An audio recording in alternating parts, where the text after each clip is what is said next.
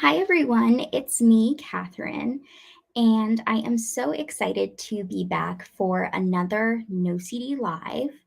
I have been coming on these No CD Lives for around actually a year now. So I've been doing this for a relatively long time. But just to kind of start us off, I'm going to tell you a bit about myself before I before I start answering any questions. So I guess the first thing is I'm Kathryn. I am 20 years old. I just finished my sophomore year of college. I live in San Francisco, California, and now I'm home for the summer. I'm studying clinical counseling psychology with a minor in women and gender studies. And I have OCD myself. I've been struggling with OCD for most of my life. And I think when I was around 16 years old, that's when I started to really talk about my experiences with OCD and really want to share what I've been through to help others, and just kind of found that it also really helped myself too, just really talking about it with other people, and especially with the OCD community. That's one place where I found so much community and so much relief, I guess, in just being able to share what I've been going through. So let's see. I'm looking at the questions right now.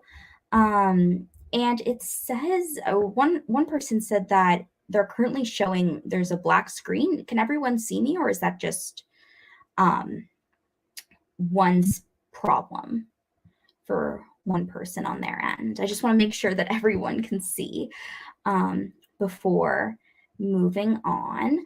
But yeah, I am here today to answer any questions. Okay, awesome. Yeah, I'm here today to answer any questions, and just wanting to let you know that this is all from the perspective of someone with OCD, and not a professional. So I'm really wanting to, I guess, speak on behalf of my own experiences, but not necessarily from someone who is a licensed clinician. And just without further ado, I guess I will begin answering some questions. Um, okay. And just to confirm, this live will be saved on the No CD YouTube page, as well as the No CD Facebook page. So anyone can go back and watch it at any time. Okay, and it looks like everyone can see me, so thank you for that. Okay, let's see. Here's the first question. Can OCD affect the way you do things, like reading, daydreaming, and things like that? Can that go away with treatment? So I think just to start us off, I mean, I'm sure everyone on here, especially if you do have OCD yourself, know how debilitating OCD can be and how it can impact truly every facet of your life. At least for me, I know that when my OCD was at its worst, it came to impact every single inch of my life. And it wasn't just necessarily just one specific area, even though that can be the case. Um, just kind of going back to the question, for me, it really impacted my reading per se. My main facet of OCD that I struggle with is perfectionism. And I've been in recovery for a while now. I started OCD treatment, ERP, exposure and response prevention, the gold standard treatment for OCD, when I was 15 years old. And now I'm 20 years old, and I have made significant progress. And I'm at the point in my life where my OCD still affects me, but not even close to the extent that it did multiple, even 2 years ago or even a year ago. It's gotten significantly better. And that is because of the work that I put in when doing exposure and response prevention. So just kind of to set that as a preface, but yeah, it really impacted my reading. Just for me, because of the perfectionism, component of my OCD, I felt that I had to read every single thing on the page. So I just couldn't read like the words on the page. I had to read every little inch of punctuation. So if there was like a sentence, I had to read like I had to be like, okay, the comma, and I had to say all those things to myself, or else they felt that I actually wasn't reading. And in high school, that was a really big, obviously, like being in school and being a student, you have to do a lot of reading. So that really interfered with my ability to get my work done, do what I needed to be doing, because I was just so focused on meeting the needs of OCD and just all these things that I felt that I needed to do, or else something bad would happen, or else I felt I would be a bad person. And a big thing for me was writing, and just feeling that I needed to have every word be perfect, and assignments that should have only taken a short amount of time took an incredibly long period of time that no one should spend on that specific assignment. And I think for me, it got to the point where I just really wasn't functioning. And a lot of that just got to the point where I felt that I really wasn't myself. I couldn't recognize who I was just because I was so OCD just overtook me and everything, and just, I guess, my freedom and autonomy. But when I did start treatment, when I did do ERP, I gained so much of the control back. I faced my fears head on, and I got to the point that I never thought I would get to. I just finished my second year of college, and that's something I never thought. I didn't even, for a while, even though we knew I could do it academically, just due to my OCD, we didn't even think I could do it at all, go to college, especially going to college away from home and being able to do so well in college. And I've proven to myself for just 2 years now that I've been able to do it. And that is definitely all because of my OCD, or because of doing OCD treatment, doing intensive ERP. Um, but just to say that even with treatment, those things won't go away forever. You're still, OCD is a chronic lifelong disorder. And what I like to say is, even though OCD may be lifelong and chronic, its impact doesn't have to be. So even if you're dealing with, even if you're having OCD your whole life, it doesn't have to impact you your whole life. So it will still be there, and it'll still be something that you may struggle with from time to time and have to do some exposures, go to therapy, continue taking medications, or whatever works best for your treatment. But over time, definitely the impact will lessen the more that you do treatment and the more work that someone puts in to it, but it'll still be there. And especially for me, I found that during like heightened periods of stress and anxiety, just and changes in my life, that's when my OCD tends to flare up. Okay, let's see. And what I always try to do is I try to answer, I feel like, the questions that most people can, that generalize to the greatest amount of people. So let me find some of those.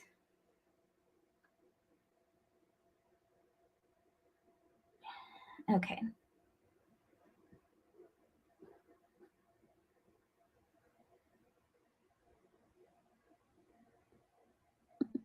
Okay. How did you feel about talking about your OCD with your family? I share often with friends, but was ashamed to share with some family members. I think that is a really normal thing. I think that that is such a valid experience and could be really scary. And sharing and talking about your OCD, especially if, like, I feel like so many, and I know this was the case for myself, but so many individuals with OCD will feel shame, and that's just something that comes with the disorder, which it shouldn't, because no one should feel ashamed of their struggles and what they're experiencing, and these unwanted, just extremely distressing, intrusive thoughts, and how they don't say anything about us.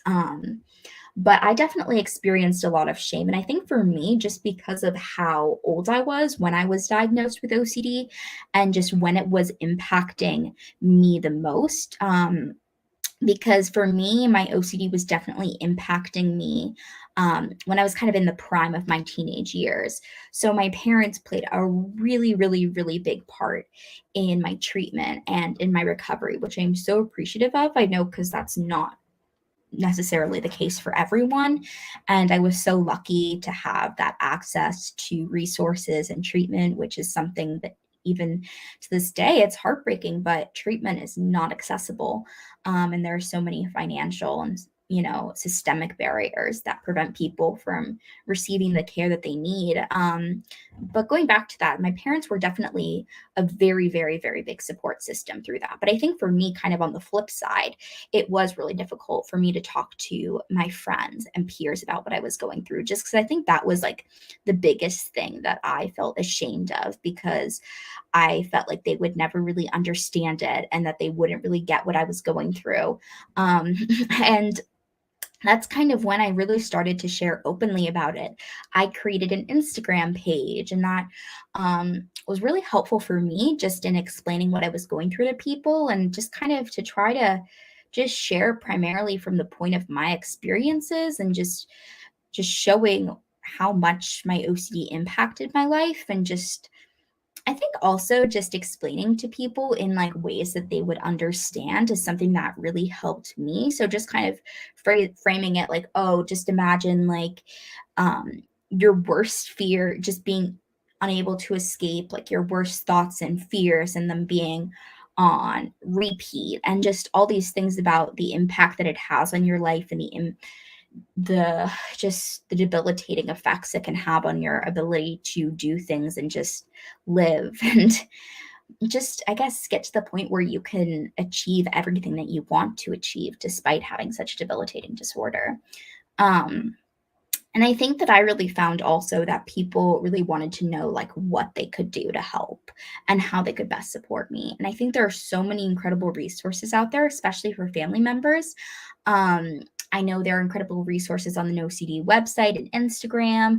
The IOCDF, the International OCD Foundation, has awesome resources, especially for families and just people being able to better understand OCD and just how to support a loved one with OCD. That can be really impactful. But I think just knowing that, for me, coming to the realization that no one would ever, especially if they don't have OCD, they wouldn't understand exactly what I'm going through. But that, I guess, just wanting them to understand the impact that it had on my life, and just the ability it had on, or the impact it had on my ability to function on a day-to-day basis. But I think that it's really incredible that you've been sharing that with your friends. But I do understand how anxiety provoking and how it can feel shameful, and wanting to share with other people and just fearing that judgment. But knowing that there's nothing to be ashamed of, and that you're struggling and your struggles are legitimate. And the people in your life will see that and understand it, even if it does take some time and repeated explanation. Okay.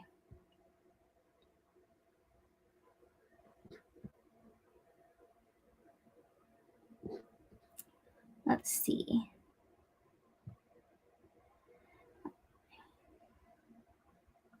This one. I'm starting ERP tomorrow and I'm getting nervous. What are your suggestions for just beginning therapy? So I think the main thing that I'd emphasize is that it really does take time.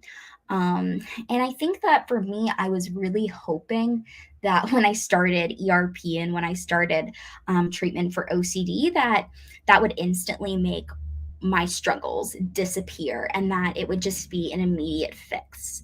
And I think that for me, understanding that ERP and OCD recovery and just the recovery process in general, whether it be from anything, isn't a linear process, and that it does take time, and that there are going to be ups and downs. And I think specifically in the context of ERP, I think just really understanding that even how counterintuitive it may seem, in like having to face your fears head on, and how that's going to make your anxiety eventually decrease, and is what's going to improve your OCD. I think that that was something that took a really long time for me to understand, just kind of thinking, wait, wouldn't I want to avoid what I'm doing instead of purposefully exposing myself to what just my thoughts or my triggers, or what specifically increases the intensity of my OCD.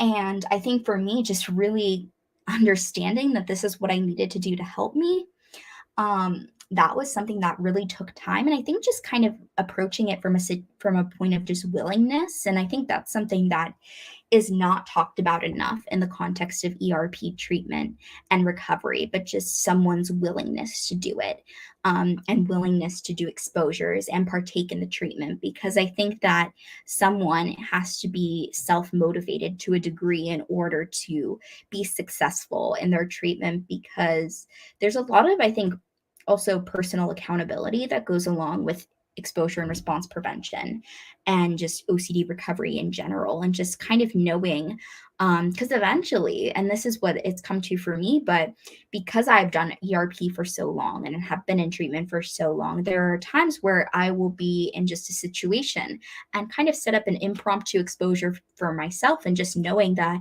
that just kind of becomes a somewhat automatic response over time. I think also just kind of doing ERP treatment from a values standpoint, I think can be especially helpful, because in the moment, because ERP is so challenging, I would be completely lying if I said it was an easy process and a quick fix. It definitely takes time, and it can be really draining and really exhausting.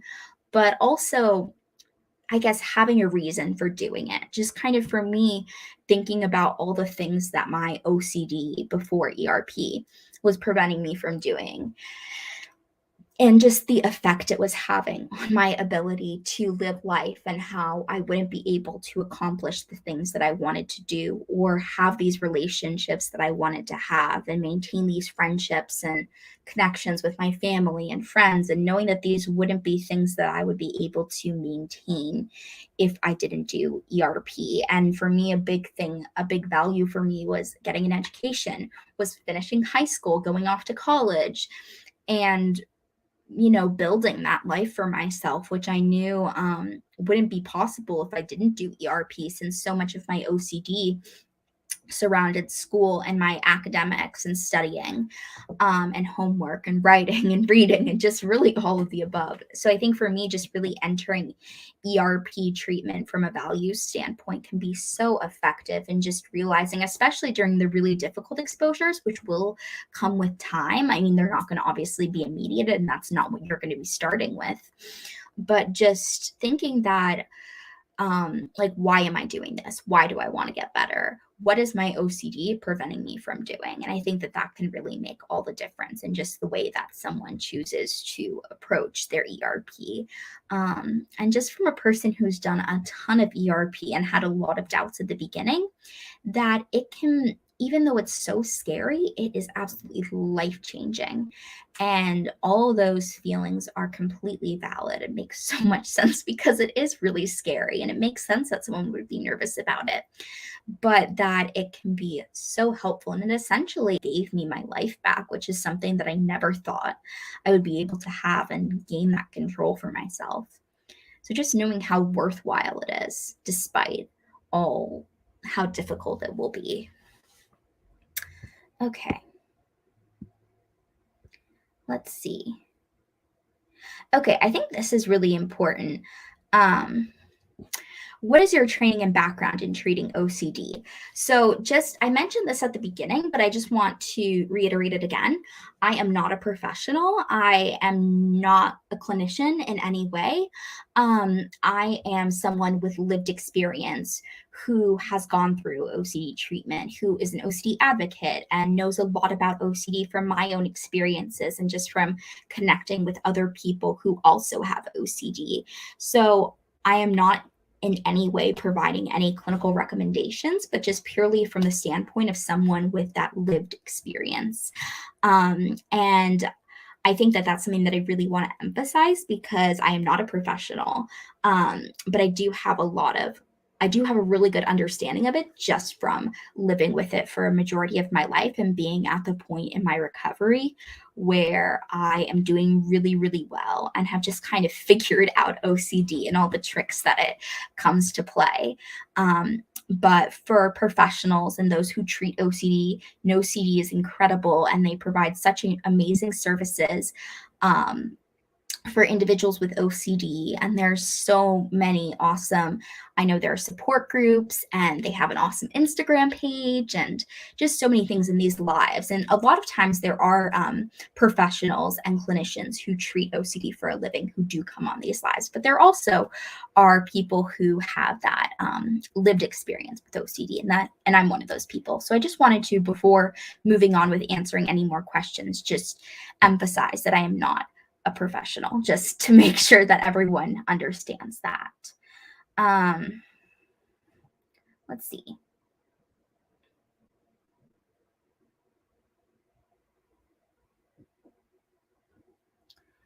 Okay. Why do you think OCD tends to go after whatever is currently important going on in our lives? I think just knowing, I mean, I'm not entirely sure like the science behind it necessarily, but I know for me personally, as my OCD always tended to target the things that were most important to me. And I think that just understanding that OCD is ego dystonic. So, meaning that it goes against what an individual wants and what an individual values.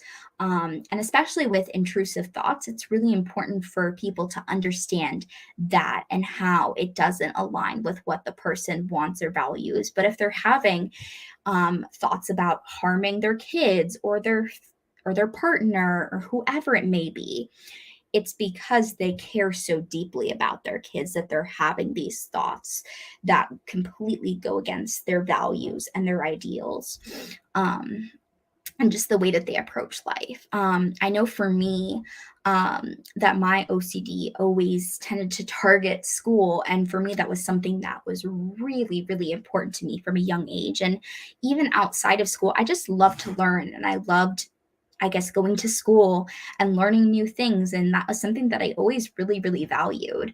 So I think that's what makes OCD so incredibly distressing, is just the idea that it really targets what we value and what we care about the most. And also that it'll shift over time, especially as our values and what's in our life is changing. OCD is going to change along with it. But I think just coming from the perspective of knowing that, like, even if OCD changes the way that it, manifests or presents itself, just knowing that you treat it the exact same way. So even if your OCD theme or the way your obsessions are changing, you still would want to treat and handle them and deal with them in the exact same way, which is with exposure and response prevention, and just really challenging yourself to just sit with the uncertainty, sit with the distress, and knowing that that is going to help regardless of what it is attacking. And just knowing that at the end of the day, that these, even if it is attacking your values and the things that are most important to you, it doesn't detract from how much you love your kids, how much you care about your partner, how much you care about school, how much, just all these different things. It's, even if it targets those things, it doesn't mean that you love or care about them any less. It just, I guess, speaks to how much you do care for them, which I know can be kind of something that took me a really long time to understand. But I guess really helped me in just learning to come to that point of accepting my OCD and accepting the distress that it would bring in my life and just what it chose to attack, you could say. Let's see.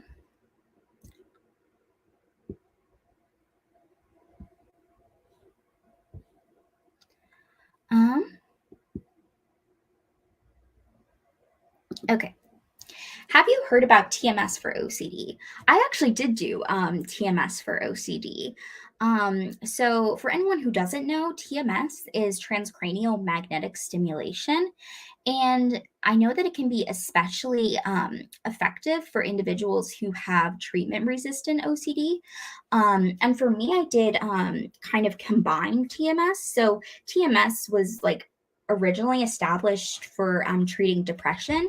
And for me, I had a lot of things where I was considered like medication resistant. So even though I tried a ton of different medications and different like antidepressants and SSRIs and different anxiety meds, they really weren't impacting or having the impact and helping me in the way that they should have been. Just and so for me, I got to a point because I do have depression as well as OCD and other diagnoses as well. But I think for me, just it was something that my psychiatrist felt could be really beneficial for me, just especially when I fell into a really deep depressive episode. So I was mainly doing TMS to target my depression at the time, but I also used the helmet, which it there's a ton of I think there's information about it on the IOCDF website, and there's a bunch of resources out there that explain it a lot better than I'm going to explain it at the moment. But I did do a combined treatment that targeted both my depression and my OCD, but I'm not entirely sure how much it affected or had an impact on my OCD necessarily.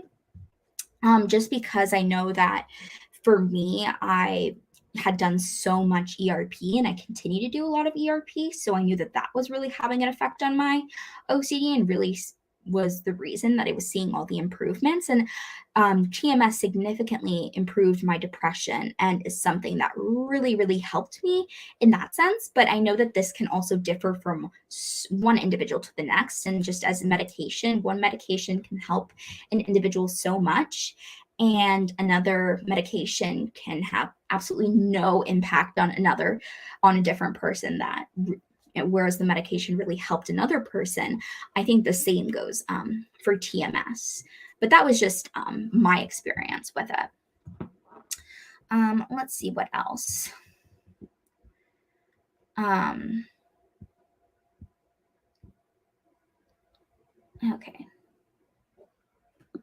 Okay. Have you ever experienced fear of not having anxiety? Like that there are stretches of time when I'm fine and then I realize that I panic. So this kind of goes along with one thing that's really common among OCD is just that whole idea of the backdoor spike. So that idea of kind of once your OCD tends to get better and the anxiety that you're having about like intrusive thoughts, an intrusive thought that you've been having for so much time isn't causing you as much anxiety as it originally caused you. And the idea that over time it's like, oh, this is really great that it's improving, but wait, I'm obsessing over the fact that I'm not obsessing about the specific thought that I'm having, that I'm not really feeling anxious when I'm having these thoughts. And that kind of puts people in this, I guess, loop or spiral. Why am I not experiencing the anxiety that I experienced before? Does that mean that I actually want to act on my intrusive thoughts now? And I think the same thing can go for just anxiety, and just especially if you've lived, I know for me personally, if you've lived with anxiety for such a long period of time and all of a sudden it feels like you're really not having anxiety, that can just feel really unnatural and just kind of unsettling, especially having that been your constant state and frame of mind for so long. And all of a sudden that totally shifts. I know that that can be really anxiety provoking for people. And I know that that can be really difficult, especially when you're like, wait, I'm finally getting better. I'm finally getting to the place where I'm not feeling anxious. And I worked so hard to get to this point. And then I start getting anxious about not feeling anxious anymore. And just kind of, I guess, just that fear of things shifting and changing and what that potentially would say about the individual, and just the fear that it speaks to them in some way. And so just I think that that's a very common experience, especially in the recovery process and for OCD in particular. But just knowing that even in that moment, you're going to want to deal with it the same way that you've dealt with, just kind of sitting with it and being, oh, maybe being anxious does mean I'm a bad person. Maybe it doesn't mean. Maybe it means that I actually want to act on my thoughts. So just kind of dealing with it in the same way that you've dealt with other anxiety. But I just know how frustrating that can be. And just being like, wait, why can't I celebrate the fact that I'm not anxious about this anymore? Why can't I just really just take a breather and be like, okay, I am feeling good in this moment? And I know how frustrating that can be. But I think over time, especially once not feeling anxious becomes a lot more normalized in your life, I think that just it not being there will become a lot less anxiety provoking, and that fear will begin to diminish. And I know that that at least happened for me. Let's see. Okay. Do you advise me to get treatment in my native language so I can express easily, or it doesn't matter? I think that this is really, I guess, a personal question and really depends um, on the individual and can really look different. I think that I know that NoCD provides excellent services, and I know that they do provide treatment in other languages. So I think that that can really depend on what you feel most comfortable with. And I think that would be something to talk with a clinician about and just seeing what their advice would be. Because I don't necessarily have, just especially since English is my first language and is the language that I do speak, I haven't had to deal with that necessarily. But I think that that would definitely be a question to either consult with about whether you're seeking treatment through NoCD or any other provider. I think that they would probably have a very good opinion on that. But I think just probably wanting to do something where you're feeling the most comfortable, especially when you're in a really anxiety producing and provoking situation, having to do really difficult things. But I think that would honestly be personal preference, but I think I would recommend just asking a professional and thinking about what their advice would be in that situation. Okay, let's see. Okay.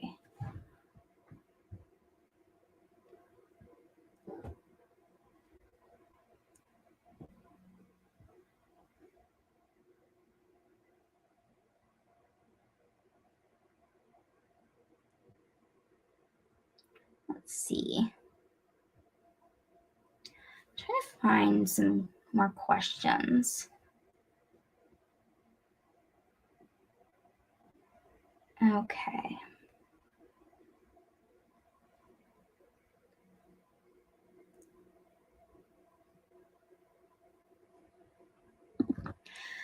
I have sensoriometer breathing OCD. Since this is not one of the more known OCD types, would it be harder to treat?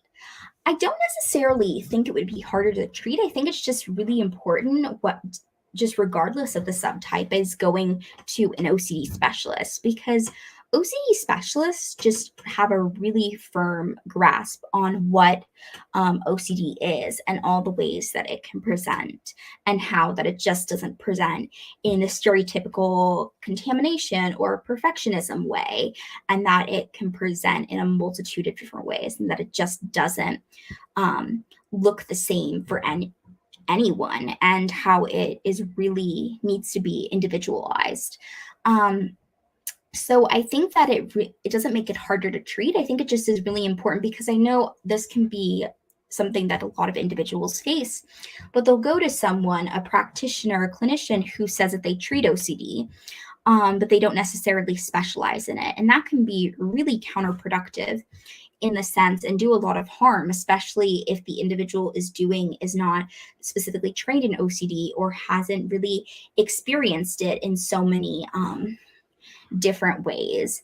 And I think that that's why it makes it so much more important to go to an OCD specialist, and just because they would know how to best treat OCD and how to individualize that treatment to that specific individual's needs, and just really figure out what's going to benefit them in their recovery. So I don't necessarily think the theme makes it more difficult. I think just someone's understanding of what OCD is what can make an OCD treatment more successful. So, yeah. Let's see. Okay. Is Googling a compulsion? That's my only noticeable one apart from mental ones. So I think someone said it later down in the comments, but anything can become a compulsion for OCD. And that anything that really is reinforcing the OCD cycle and really keeping it alive, that is an OCD compulsion. And just knowing that, I know for so many individuals, Googling can be a really big compulsion. I know, especially for people who deal with health OCD and just that fear of getting sick, especially contamination OCD. We'll look up their symptoms, we'll look up their thoughts, we'll try to seek reassurance. I know that there are certain Facebook groups where individuals will try to seek reassurance. So there are so many different ways where something can become a compulsion. So I think that regardless of what the behavior may be or what you're engaging in, just really understanding the way that it interacts in your OCD and the way that it goes along with your compulsions and just your themes and how it keeps these patterns alive, and how it really actually has a detrimental effect on your recovery process, and how that it can really just fuel the OCD cycle, and how it doesn't help in any way to break it, and it provides that temporary relief. But I know that that can be a really common compulsion for many individuals, especially since Google and any type of search engine can be so accessible, especially on phones or laptops or tablets or anything. It can be a really common one for individuals.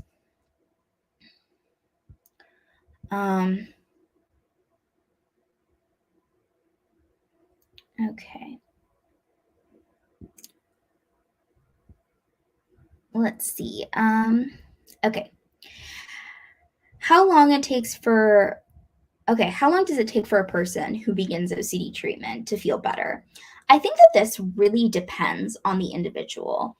I think that I think for me, it took a while, and I think just knowing that OCD can impact an individual's life in so many ways, and that it's not necessarily that straight trajectory that I guess an individual wants, which is just a part of the recovery process.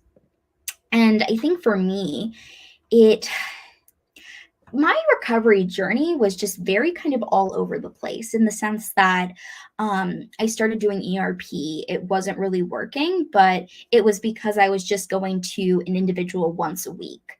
And just based on the severity of my OCD, we realized that I needed intensive treatment. So I went off to residential treatment. And I think that's when I started to see a lot of the progress, but I was also doing really intensive ERP. So I was doing it all the time. And it was something that I was focusing on, to the point where I was living away from home just to focus on treatment and get that help that I needed. So I think it's really dependent on the individual. And it also, I guess, but when you do start to see that progress, and even it can be so small. And I think that that's just the point, that is just progress is progress, regardless of how big or small it may seem.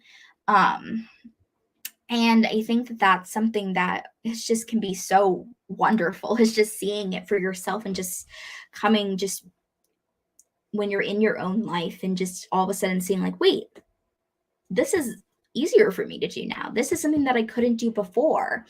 And just seeing that for yourself can be one of the most rewarding things, and just can make you realize, wait, this is why I'm doing ERP. This is why I'm doing these really, really tremendously hard things. And this is why it's helping. And just seeing that can be one of the most incredible things. But yeah, I would just say that it does take time, and that it's not immediate, but that it can really happen. Just the more work that you put in, the more you're going to reap from it, I think. And also knowing that OCD recovery and treatment is not linear. And for me, I faced relapses in my treatment, and have faced times where I felt that all my progress had been erased, even though it hadn't. And even if there are those bumps, one thing that I really found important for myself to recognize is that even though I may be struggling with something that I thought I had gotten over before, I'm entering, treatment from an entirely new perspective and have so many more insights than I did previously, and am much more aware of the way my OCD is presenting and how I can best deal with it, and how I can best, what types of treatments or exposures will benefit me the most and benefit um, just my OCD recovery the most.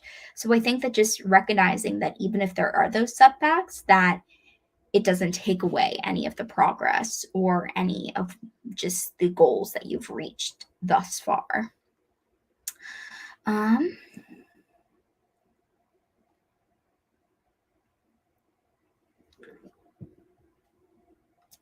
let's see.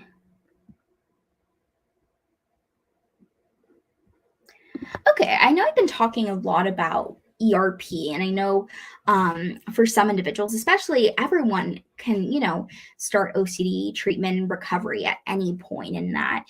For some people, it's something that they know really, really well, whereas for some people, it's something that they're hearing about for the first time, which makes sense just because sadly, even when talking about OCD, it's not necessarily the first thing that people hear of. It takes them a really long time to find out about ERP and how it interacts and how it works. So I think just kind of breaking it down, ERP stands for exposure and response prevention. And ERP is the gold standard treatment for ERP. So there'll be professionals and clinicians who say, like, oh, this can help OCD, this can help OCD, this can help OCD. ERP is what has been, it's an evidence-based treatment, and it's shown that it really, really works. And from my own personal experience, I can say that it completely changed my life, and essentially it saved my life in so many other ways. Um, but just kind of that whole idea of just looking at the OCD cycle and how there's, the obsession, the thought that someone has, and that causes someone to feel anxiety. And then someone will want to reduce that anxiety and just take away the fear or distress that they're experiencing. And they do that by performing a compulsion. And so that can be a physical, just visibly observable compulsion, or it can be a mental compulsion. It can really look like so many different things for people. And people will do those behaviors or compulsions to reduce that anxiety and give them that temporary relief. But because that relief is only temporary, they are going to soon be faced with another obsession. And if then they're just going to keep on following through with that cycle. And what ERP tries to do is break that cycle. So for many individuals, if they're having an obsession, it's kind of just even in the phrasing itself, exposure, response, prevention. So the whole goal is to prevent kind of the initial response that an individual has that fuels the OCD, and kind of doing directly the opposite of what the OCD wants. So just kind of that idea of if an individual, I know for me, with my perfectionism, just feeling like I couldn't make mistakes, purposefully making mistakes in that situation. And, the compulsion for me would be having to read something over a bunch of times. And the response prevention would be not reading it over at all and just turning it in as it is. And just kind of the whole point, and this can look really different from one individual to the next, just based on the way that their OCD presents and just what type of exposures would be most beneficial for them. But regardless of the individual, it's all about breaking the cycle. And I think that just knowing that any type of engagement in the cycle and just not that deliberate breaking of the cycle will fuel OCD and can, just make it more debilitating. Okay.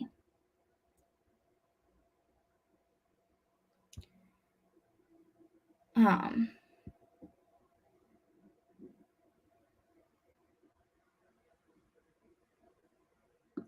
okay. I think I'm going to answer about like one more question. Um, but this one's a really great one. Can OCD be about who you are or your brain telling you that you're a certain person who's bad? I think that that is a really common fear because I know for at least my experience, OCD always likes to convince us that we're the exception. That we're, even though OCD is ego dystonic, even though it doesn't speak to who we are as an individual, you're the exception. And I think that's something that so many people with OCD experience. And even with that, just knowing just to sit with that uncertainty and how that's going to benefit someone the most in their recovery. So if they're having these thoughts about, oh, I am this really bad person, I am the exception, just kind of, I guess, um responding with, yeah, I might actually be that person, I may be that really bad person, and just kind of sitting with that uncertainty and just knowing that you don't know, you could be that exception, but just also knowing that that is a very common OCD response. And just OCD is quite the trickster and plays all these mind games and just knows the way, I guess, to best um, cause an individual distress and anxiety, and just really, I guess, twist your thinking in so many ways. And that was what it was like for me. And just even though I had these insights about what was true for other people, and it's like, oh, if someone else has an intrusive thought, they're not a bad person. That's just something that they're experiencing. It's just a thought. It doesn't mean anything. I'd be like, well, but it means that I'm a bad person. I would kind of single myself out um, from what I'm experiencing. So I think that just kind of bouncing off of other things, you're not necessarily agreeing with your thought. You're just kind of, thinking that that could be a possibility. And I think that's the main thing with OCD, is learning how to sit with that uncertainty of just not knowing. Like, my thought could be true, my thought could not be true. I don't know. And the response prevention is kind of really putting yourself in that purposefully anxiety provoking situation and just having yourself sit there with whatever thought you're experiencing. And that can look really different from one individual to the next, just based on their type of OCD, which is why OCD specialists, especially the ones here at OCD, can be so helpful just in really helping an individual to figure out the best way to target their OCD and the obsessions and intrusive thoughts that they're having. But yeah, I hope that this live was beneficial for people and gave some people new insights. And I just wanted to thank you all for being here. And I love coming on here and just sharing my experiences with OCD and hoping to help people through their own battles with OCD, because it's certainly not an easy one. But I just wanted to say that you all are so incredibly strong. And even though OCD can make us doubt our self-worth, who we are, our values, if we're even strong enough to face it, you most certainly are. And I just want to wish you all a good night and have a great rest of your day. Bye.